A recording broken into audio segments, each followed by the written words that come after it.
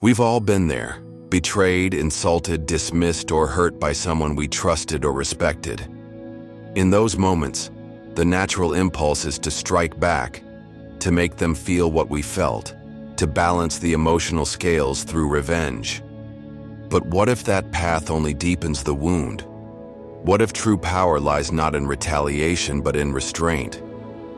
At Eternal Perspective, we turn to Stoicism, not as abstract theory, but as a practical guide for navigating life's hardest moments. And few situations test our character more than being wronged by others. The Stoics understood this deeply. They knew that revenge might offer a fleeting sense of satisfaction, but never real peace. The world throws its barbs, and sometimes those barbs are aimed directly at us. But Stoicism offers an alternative to bitterness and obsession. It offers a path not paved with anger, but with dignity, not focused on the offender, but on the self. It invites us to channel our energy away from vengeance and toward inner transformation. The best revenge, as the Stoic understands, is not to return harm for harm. It is to live so well, so fully, and with such strength of character, that the injury inflicted upon you loses all meaning. Your triumph is not loud, it is not cruel, it is quiet, composed, and complete. So instead of plotting how to get even, focus on rising above. Use every ounce of pain not as fuel for hate, but as raw material for resilience. Let self-improvement become your answer. Let mastery of self become your shield. Because true strength is not shown in your reaction to others, but in your ability to remain sovereign over your own mind. You cannot control the words, thoughts, or actions of those who wrong you, but you can control your judgments, your values, and your conduct. And in that space, in that small but sacred domain, you are untouchable. Remember this: external events, including the hurtful actions of others, are ultimately beyond your control. To rage against them is to rage against the tide. It is futile. Dwelling on negativity, on resentment, on the desire for revenge poisons your mind. It robs you of your peace, your clarity, your ability to live virtuously. The key is to focus on your internal response to these external events. This is where your power resides. This is where you can truly affect change. The path to Stoic strength begins not with reaction, but with reflection. When someone hurts you, whether through betrayal, insult, or indifference, your first task is not to respond, but to see clearly. Strip away the emotional fog. Set aside the anger, the sting of offense, and the instinct to defend your pride. What remains is the raw event, neutral, observable, and ready to be understood. Start by analyzing the situation objectively, as though you were an outsider watching it unfold. What exactly happened? Not what you felt, not what you imagined, but the concrete facts. What was said? What was done? Who was involved? In what context did it happen? Be precise. Avoid sweeping generalizations like, "They always disrespect me," or "Everyone is against me." These stories only cloud your ability to respond wisely. Ask yourself, what were the motives behind this action? Was it a calculated act of cruelty, or was it a moment of weakness, immaturity, or carelessness? Perhaps the person didn't realize the impact of their words. Perhaps they were acting from a place of fear, insecurity, or unresolved pain of their own. Maybe they weren't thinking at all. Human beings are often driven more by confusion than by malice. This doesn't mean you should excuse or justify harmful behavior. Stoicism is not passive acceptance, but it does mean that you can understand without being consumed. When you grasp that people act out of ignorance, limitation, or emotion, the offense loses some of its weight.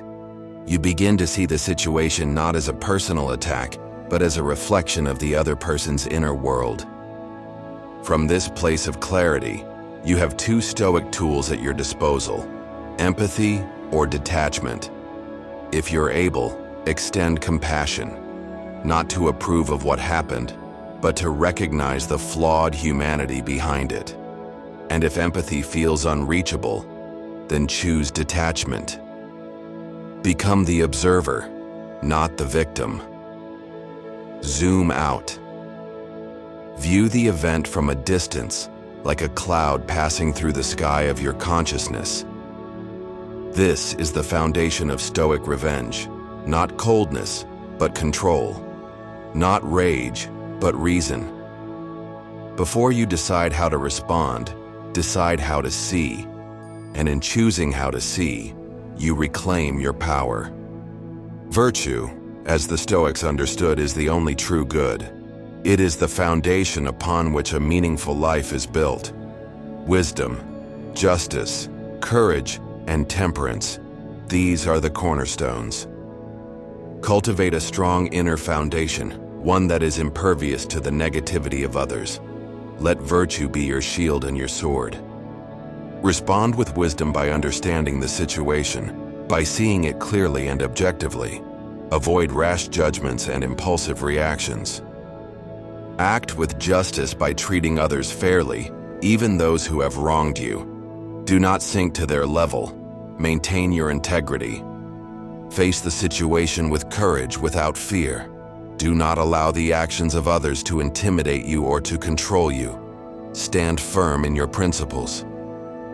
Control your emotions with temperance. Do not let anger, resentment, or the desire for revenge consume you. Maintain your composure. This is an act of defiance against those who seek to diminish you. By embodying virtue, you demonstrate your strength and your resilience. You show them that they cannot break you. Detach from the emotional impact of external events. Recognize that the opinions and actions of others are ultimately irrelevant to your inner peace. What others think of you, what they say about you, what they do to you, these things are outside of your control. Do not give them power over your emotions. Focus instead on your character, on living a virtuous life. This is where your true worth lies. This is what truly matters. Render the actions of others powerless to truly harm you. By cultivating indifference to external circumstances, you become unassailable. Forgive not for their sake, but for your own. Forgiveness is not about condoning the behavior of those who have wronged you. It is about releasing the grip of resentment and anger. It is about freeing yourself from the burden of negativity. Forgiveness is not forgetting. It is not excusing. It is simply choosing to move forward, unburdened by the past.